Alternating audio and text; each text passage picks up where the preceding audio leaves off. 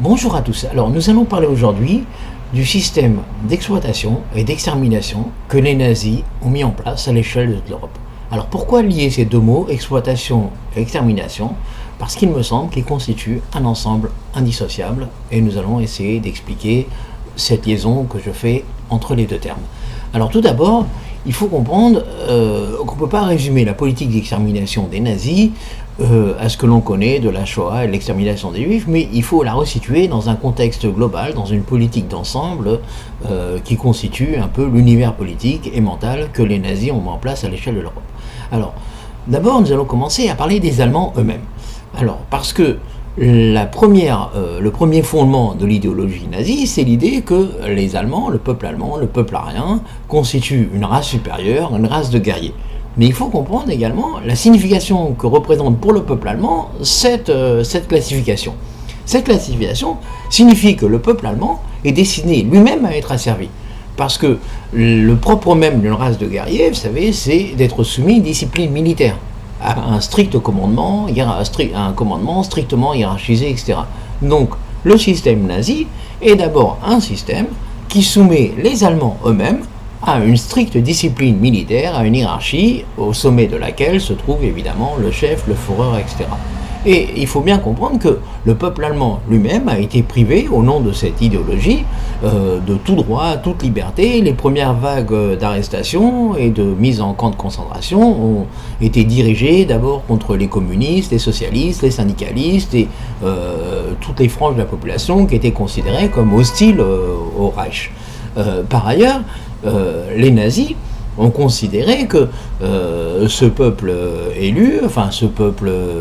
destiné à dominer le monde, n'avait pas le droit de se gouverner lui-même. Et donc dans ce régime, le peuple allemand était dépossédé de tout pouvoir puisque le pouvoir était concentré entre les mains du parti nazi et de ses chefs, et donc de son chef suprême, Adolf Hitler. Voilà, j'ai voulu d'abord parler de ça pour bien comprendre que dans ce régime, il n'y a aucun bénéficiaire, puisque les Allemands ont été soumis à une politique qui était également dirigée contre eux. Deuxièmement, pourquoi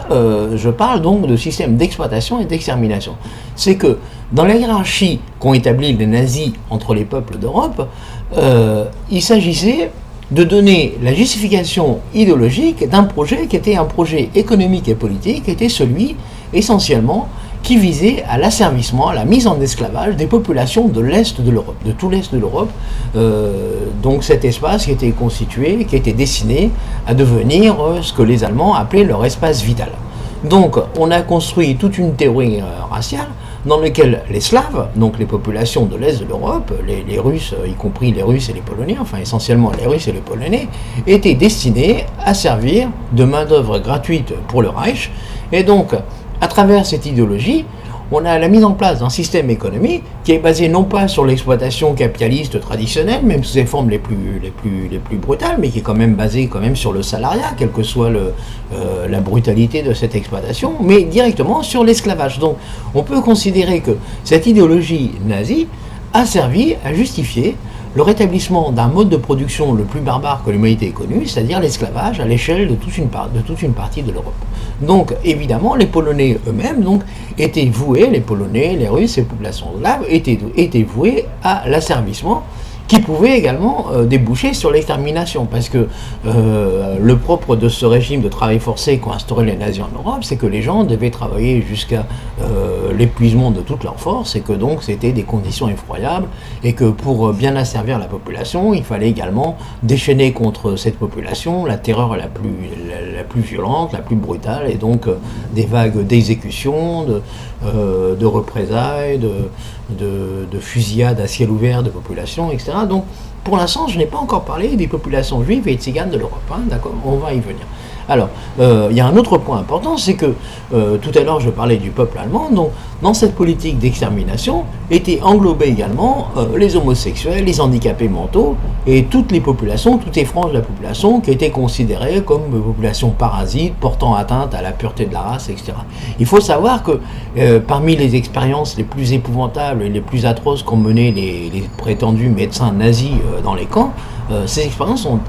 été menées sur les malades mentaux. En particulier, il y a des abominations qui ont été commises contre les malheureux qui étaient internés dans les hôpitaux psychiatriques allemands. Donc voilà, c'est un aspect de la question. Maintenant, nous allons en arriver donc à la politique d'extermination proprement dit. Alors, il faut bien comprendre que cette politique repose donc sur l'existence et la mise en place de ce qu'on appelle des camps de concentration et d'extermination.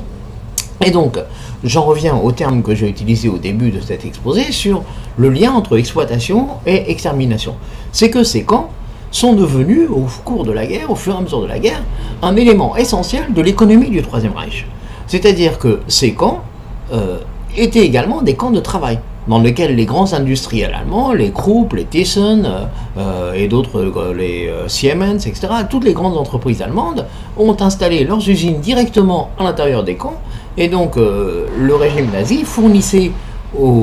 à ces grandes industriels allemands, qui d'ailleurs pour la plupart d'entre eux n'ont jamais été poursuivis au lendemain de la guerre, une main-d'œuvre gratuite qui était destinée à travailler donc jusqu'à l'épuisement de leur force, jusqu'à la mort, etc. Donc c'est le premier aspect, c'est que ces camps ont d'abord été des camps de travail, un élément essentiel de l'économie du Troisième Reich, et un élément également de ce que je disais tout à l'heure, du rétablissement de l'exploitation capitaliste sur la base la plus atroce que l'on puisse imaginer, c'est-à-dire enfermer des gens dans des camps, mettre des barbelés et des miradors autour d'eux, et les obliger à travailler dans les conditions d'exploitation que vous imaginez. Alors, ça c'est un premier aspect. Le deuxième aspect, évidemment, c'est la politique d'extermination proprement dite. Alors, il faut savoir que cette politique d'extermination, elle a évidemment d'abord été dirigée contre les juifs et les tziganes, mais pas seulement, parce que dans les plans des nazis, il s'agissait de vider la population de l'Est de l'Europe, il s'agissait de manière volontaire, d'ailleurs les dignitaires nazis le disent eux-mêmes dans leur plan, en particulier dans un plan qui s'appelle le plan Est. L'objectif, c'est de faire mourir de faim, ou par extermination directe, 30 millions de personnes, pour faire de cet espace un espace désert, ouvert à la colonisation allemande, et donc à l'arrivée de colons allemands, donc la réappropriation par des colons allemands de toutes ces terres, parce que la particularité de ces terres de l'Est de l'Europe, c'est que c'est également des terres extrêmement fertiles, donc dans lesquelles le projet d'Hitler était de réinstaller des colons et des agriculteurs allemands, etc. Donc le projet de Hitler, c'est la mise de s'emparer de tout cet est de l'Europe, de s'emparer de ses richesses minières, de son pétrole, de son charbon, et également de s'emparer d'une population entière qui est destinée à la fois, d'ailleurs les deux termes sont en partie contradictoires, d'ailleurs c'est un des problèmes des nazis, c'est que ces populations étaient à la fois vouées à l'extermination, en même temps il fallait en garder un certain nombre vivants pour faire marcher l'économie du Reich. Donc j'ai insisté, vous voyez, j'ai pas voulu prendre des éléments les plus dramatiques, etc., pour donner des éléments de compréhension de cette cohérence, pour voir que de cette cohérence des nazis, pour voir que derrière la folie meurtrière qui s'est déchaînée contre les populations de l'Europe, il y avait quand même un projet politique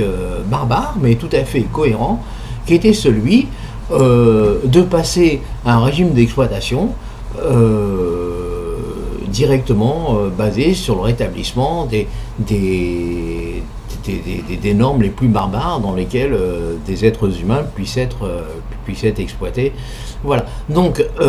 nous parlerons dans un autre exposé à proprement parler de l'organisation des camps, de la mise en œuvre de la politique d'extermination, mais cet exposé était destiné simplement à donner une vision d'ensemble de cette politique, de sa cohérence, et à montrer que derrière les idéologies les plus meurtrières, les plus folles, se cachent toujours des intérêts économiques, des intérêts tout à fait matériels, et que, en fait, souvent, quelle que soit la conscience qu'en aient les rédacteurs de ces textes, qui souvent étaient d'ailleurs des fiefés imbéciles, mais beaucoup des nazis ne croyaient pas un mot des théories raciales de Rosenberg et des autres. Mais par contre, de manière la plus cynique, ils voyaient dans ces théories raciales tout à fait une justification idéologique pour mettre en place un plan qui avait des buts purement économique et purement politique, d'accord? Donc voilà, pour aujourd'hui on va s'arrêter là, et donc dans la prochaine séance nous parlerons plus précisément de l'économie des camps, enfin de l'organisation des camps et de la manière dont cette politique d'extermination a été mise en œuvre. Voilà, à la prochaine fois. Au revoir.